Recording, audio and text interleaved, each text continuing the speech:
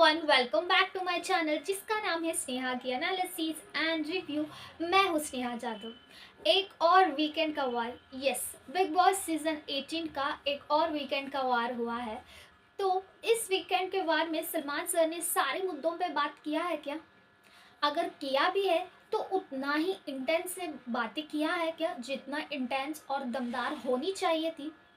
तो चलिए इन सारी चीज़ों पे हम बात कर ही लेते हैं। तो सैटरडे का हमारा वीकेंड जो स्टार्ट हुआ वो इस तरह से स्टार्ट हुआ जहाँ पे चाहत को बिग बॉस यानी कि सलमान सर ने एक पॉडकास्ट के द्वारा बात किया है चाहत के साथ, जिसमें चाहत को सलमान सर ने कुछ रिश्तों के ऊपर उन्होंने बातचीत किया। आपको क्या लगता है कि कौन सा रिश्ता कैसा है, इस चीज़ पे बात किया है। तो मुझे ये उतना ज़रूरत मुझे नहीं लगा, क्योंकि चाहत को घर के सारे रिश्तों के बारे में पता है। मुझे नहीं लगता, बिकॉज क्योंकि चाहत पिछले 2 हफ्तों से वो कहीं खोई हुई है और अपना जो प्लॉट है वो कहीं छोड़ चुकी है। तो इस दौरान वो किसी और के रिश्तों के बारे में क्लैरिटी देना मुझे उतना सही नहीं लगा। लेकिन यहाँ पे एक और चीज़ हुई है चाहत के साथ, वो ये था कि सलमान सर ने चाहत को एक और बार चाहत को समझाने की कोशिश की कि ये बताना कि आप जैसे शुरुआत में आई थी, आप किसी भी ग्रुप की हिस्सा नहीं हो, आप कहीं खो गई हो, आप कहीं पीछे चली गई हो। ये सलमान सर ने एक बहुत अच्छी बात की जिसको चाहत ने बहुत ही ज़्यादा सीरियसली लिया और उसका असर इमीडिएटली उसी वीकेंड पे हमें देखने को मिल गया। तो चाहत के साथ तो ये प्लस था, मुझे ऐसा लगा। लेकिन करण के रिश्तों के बारे में या विवियन के रिश्तों के बारे में जो चाहत से पूछा गया वो मुझे थोड़ा अननेसेसरी लगा। उसके बाद में सलमान सर ने बात की शिल्पा और करण के बीच में जो किस्सा हुआ कि करण जी ने उठाया 65 प्लस केजीज का वज़न अपने कंधों पे उठाया, और शिल्पा जो संचालक थी उन्होंने वो जजमेंट ईशा को दे दिया ये कह के कि वो 2 सेकंड के लिए रुक गए।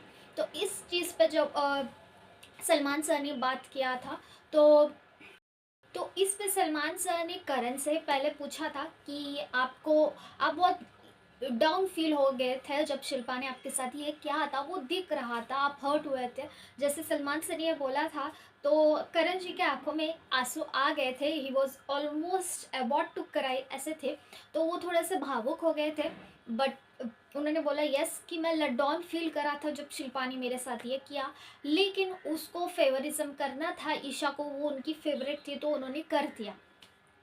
तो जिसके ऊपर सलमान सर ने ये बात बोली कि शिल्पा हर वक्त आपके साथ ये हर एक बार दोहराती रहती है, आपको हर बार वो नीचे कराती रहती है, हर टास्क में आपको पीछे छोड़ती है, इवन दो आप इतना रिएक्ट नहीं करते हो। यानी कि करण लिमिटेशंस होती है, सारी चीज़ों की लिमिटेशंस होती है, फिर भी आप रिएक्ट नहीं कर रहे। इस चीज़ पे जब सलमान बोलते हैं तो करण बोल रहा है कि हाँ मैं नहीं करता, क्योंकि वो मुझे अपना दोस्त सच्चा दोस्त नहीं मानती है, लेकिन मैं उसे मानता हूँ, इस वजह से मैं उसे लेट गो करता हूँ। उन्होंने एक इंग्लिश का प्रॉवर्ब भी यूज़ कर लिया कि how much do you love me means I can love you how much you can tolerate में, ऐसा कुछ उन्होंने शायरी बोला है। तो इस तरह से हुआ। तो जिसके ऊपर सलमान सर ने एक नैरेटिव लगाया वो है था कि आप टेकन फॉर ग्रांटेड शिल्पा लेती है, तो वो चीज़ आपको ओके है क्या? जिस पे करण ने ये जवाब दिया कि यस, अगर कोई मुझे टेकन फॉर ग्रांटेड लेता है तो मुझे अच्छा लगता है, यानी कि I feel happy that they are taking for granted for me.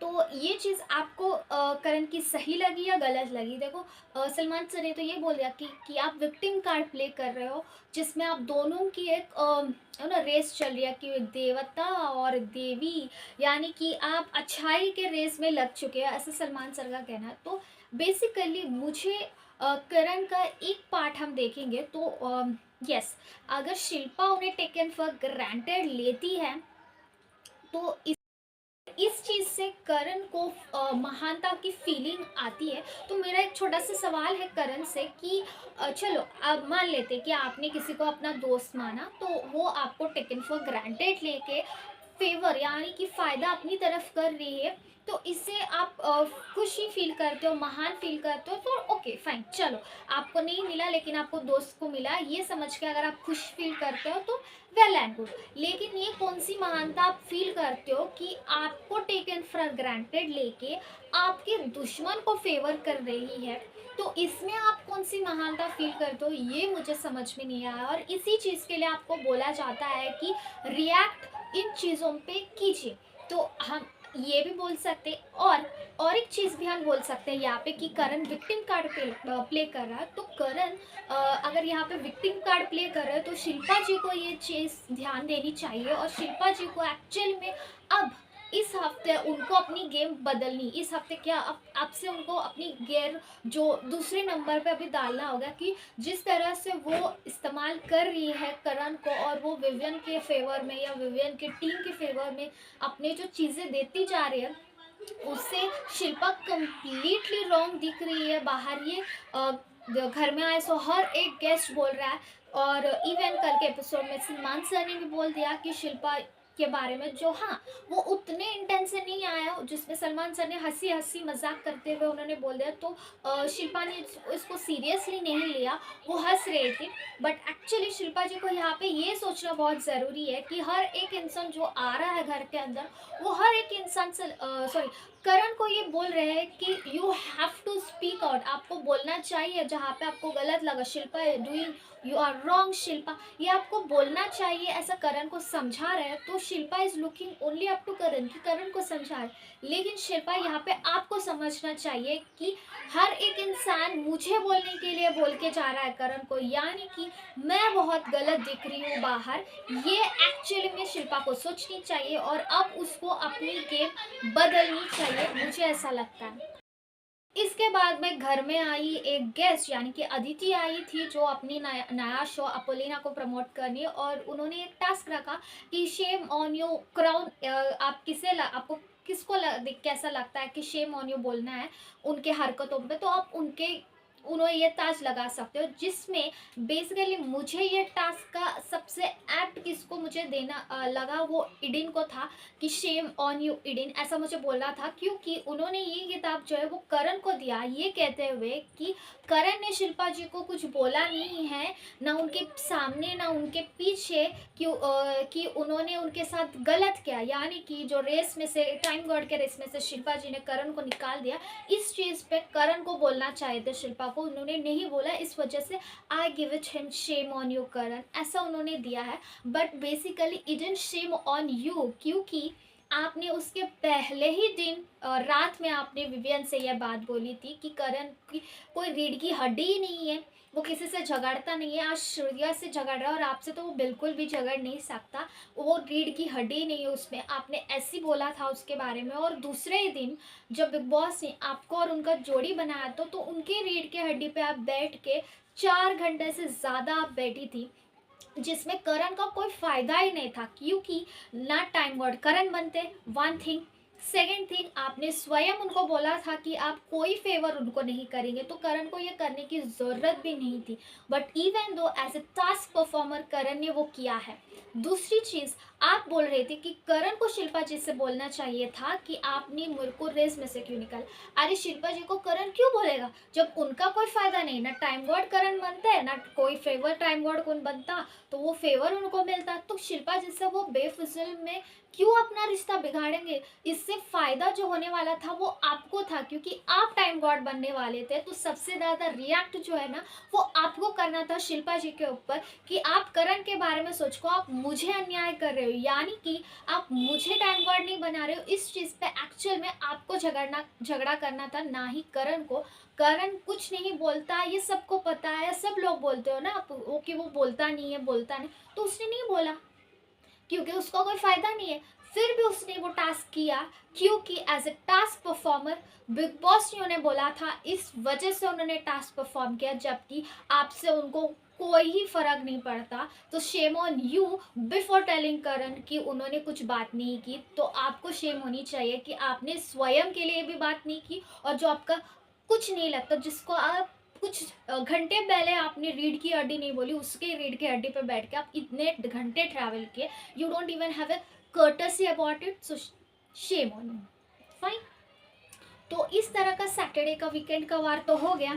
Then या इस पे एक और मुद्दा के बारे में बात किया गया जिसपे चुम और श्रुतिका की फाइट के बारे में सलमान सर ने बात की, और यहाँ पे श्रुतिका को ऊपर करके सलमान सर चले गए कि श्रुतिका चुम ने आपके और करण के बीच में, करण शिल्पा और आपके बीच में, she choose to Karan and Shilpa, तो यू डोंट फील बैड, ऐसा कुछ सलमान सर ने बता दिया। तो श्रुतिका उड़ने लगे सातवें आसमान पे ये बोल के कि I am Shrutika and I can not become चुम एंड यू आर चुम, you can not become Shrutika, मैं श्रुतिका हूँ तुम चुम हो, तुम चुम हो मैं श्रुतिका हूँ, ऐसा कुछ वो बोलने लग गई थी। तो होल्ड डाउन श्रुतिका, आप कभी चुम बन नहीं सकती हो, क्योंकि चुम के अंदर की जो प्लस, जो अच्छी क्वालिटीज है आपके अंदर, वो कभी आ नहीं सकते।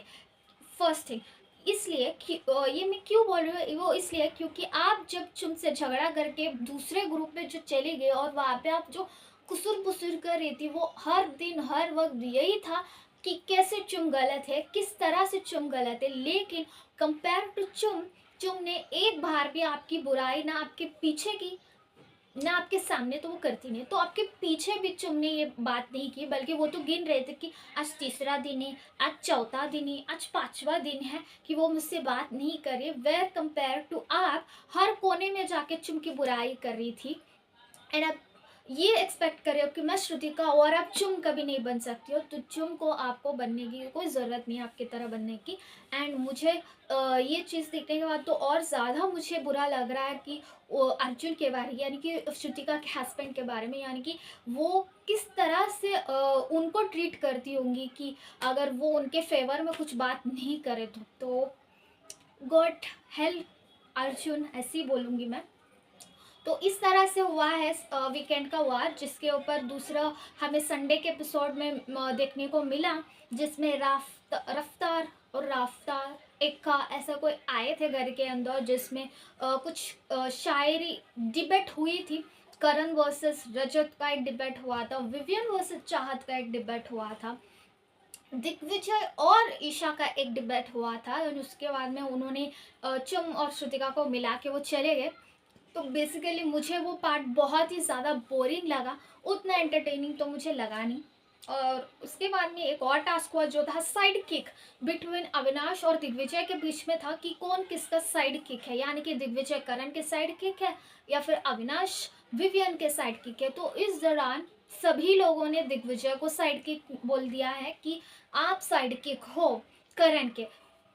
तो जहाँ तक मैं देखती हूँ और मुझे जानती हूँ कि ना अविनाश साइड किक है ना ही दिग्विजय साइड किक है, दोनों की अपनी अपनी एक पर्सनालिटी है, दोनों की अपनी अपनी गेम प्लान है, जिसमें मुझे ऐसा बिल्कुल भी नहीं लगता कि दिग्विजय करण के साइड किक है या फिर अविनाश विवियन के साइड किक है। एंड पर्सनली मुझे कल अविनाश का एक्सप्लेनेशन जो उन्होंने दिया कि मेरे पास ईशा और एलिस आई थी, मैं उनके पास नहीं गया था और मेरे पॉइंट्स पसंद आके विवियन मेरा ग्रुप ज्वाइन किया, ना कि मैं उसके पास गया, दैट वाज एब्सोल्युटली करेक्ट। हाँ, ये बात अलग है कि जब से विवियन ग्रुप ज्वाइन हुए अविनाश कहीं ओवरशैडो हो गए इस बीच में, एंड वो पहले जो उनका जो पॉइंट था, मतलब वो करेक्ट थे, सही थे तो सही था, गलत था तो गलत था, लेकिन अपने पॉइंट ऑफ व्यूज के लिए वो क्लियर था अविनाश। लेकिन जब से विवियन उनके ग्रुप ज्वाइन हुए वो कहीं ओवरशैडो हो गया, एंड अब तो बिल्कुल ही पीछे चले गए जब से वो ईशा के पीछे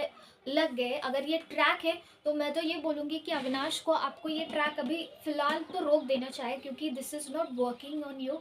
आप जो एक गेम के पॉइंट ऑफ व्यू से इस घर में आए तो वही आपको कंटिन्यू करना चाहिए, मुझे ऐसा लगता है। बट मुझे नहीं लगता कि अविनाश विवियन के साइड किक है। And coming to Digvijay, Digvijay का भी सेम ही है कि दिग्विजय कभी भी करण के साइड किक नहीं है, करण के जो पॉइंट्स उन्हें सही लगते हैं वो मानता है। एंड मोरेवर मानना क्या, उनके बीच में ये बातचीत होती ही नहीं है, बल्कि दिग्विजय ने क्लियरली करण को ये बात बोली थी कि आप कभी भी मुझे कोई सलाह मत दीजिए, सलाह मशवरा मुझसे मत कीजिए, अगर मुझे चाहिए होगा तो मैं खुद आपसे बात करूँगा, तब मुझे आप दीजिएगा। ये दिग्विजय की बातें थी जो इन्होंने करण से बहुत शुरुआत में ये क्लियर आउट की थी।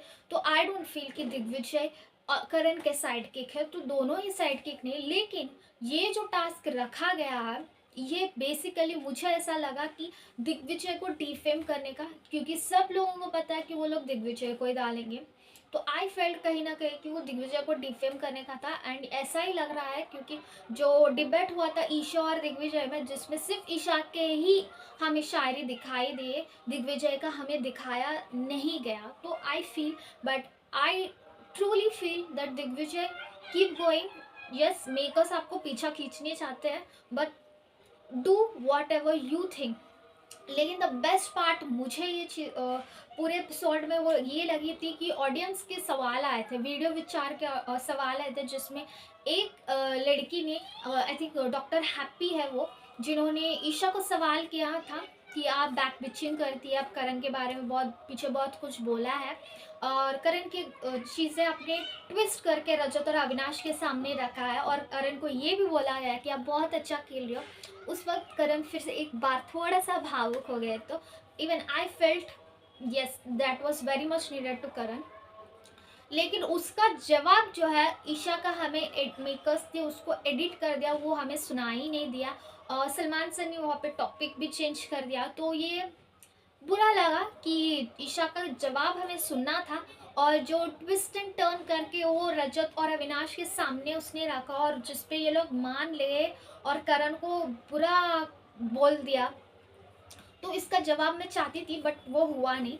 एंड एक और चीज़ यहाँ पे हुई थी, वो थी अविनाश वर्सेस चाहत, जिसमें चाहत ने ये बोला था जो साइड किक के टास्क में कि ये विवियन के साइड किक है, कि जब विवियन बोलता है तो ये चाट चाट के काम करता है, ऐसा उनकी लैंग्वेज थी। और वो चप्पल से जो मारना था वो थोड़ा सा ज़ोर से ही मारा था compare to all other contestants. So जिसके ऊपर अविनाश ने उसे बार बार गवार बोला सलमान सर के सामने, और ये बार बार ये चीज़ बोलता गया कि 2 साल मैंने तुमसे काम किया हो, मैं सब चीज़ें बता दूँ क्या तुम दोनों 2 सालों में क्या किया।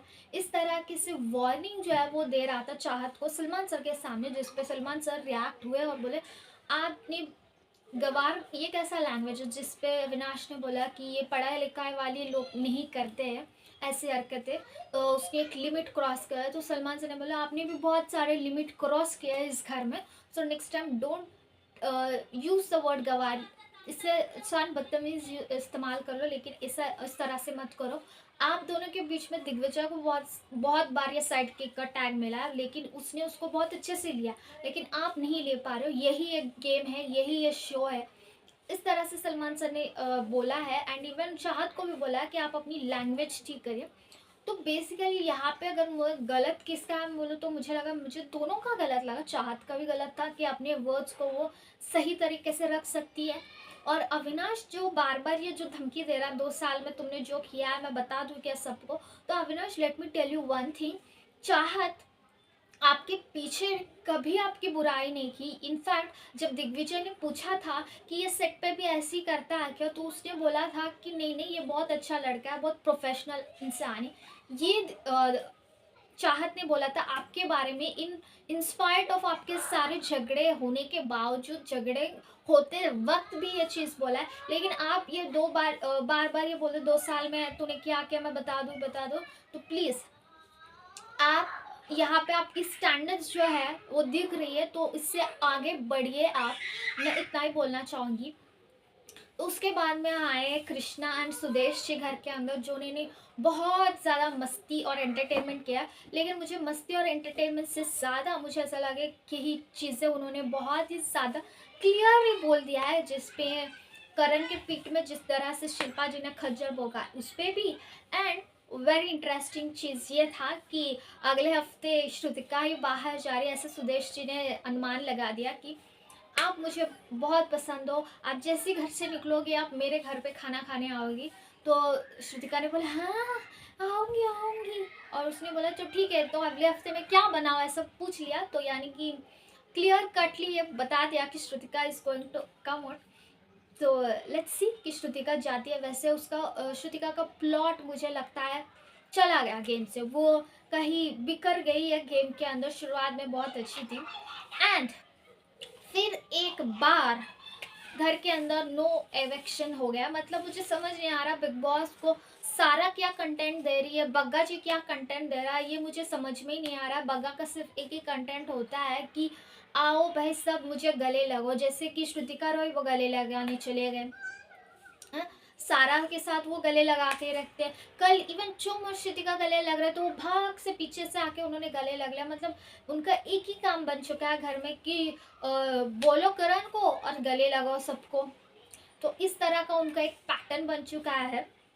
आई डोंट नो कि वो क्या कंटेंट दे रहे हो, जिसमें सुदेश जी ने हंसी मजाक में ही बहुत अच्छे शब्दों में उन्होंने बोल दिया कि आपको क्या प्रॉब्लम है बग्गा जी से, वो बैठे रहते किसी कोने में चाय पीते रहते, शूटिंग वगैरह देखेंगे और चले जाएंगे, यू नो।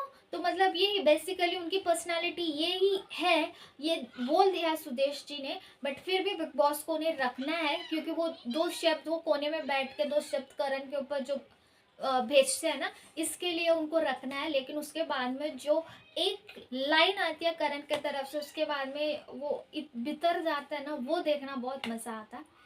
तो चलिए, ये था वीकेंड का रिव्यू, जिसमें एक बात पे बिल्कुल ही बात नहीं हुआ है, वो था अविनाश की गंदगी, जिसने दिग्विजय के साथ जो उसने जो बात बोली, उस पे वीकेंड पे कोई कुछ भी बात नहीं हुआ है, इस पर कुछ चर्चा भी नहीं हुआ है ना सलमान सर के तरफ से। तो ये मुझे बिल्कुल भी पसंद नहीं आया। और बहुत सारे मुद्दे थे जहाँ पे ईशा को वो फटकार लगा सकते हो, जिस तरह से उसका बिहेवियर रहा है, बट फाइन। तो ये था वीकेंड का रिव्यू। आपको कैसा लगा मेरा एनालिसिस? एंड अगर आपको मेरा ये वीडियो पसंद आया तो ज़रूर लाइक कीजिएगा, शेयर कीजिएगा एंड सब्सक्राइब कीजिएगा मेरे चैनल को। Until then, signing off for today, Sneha.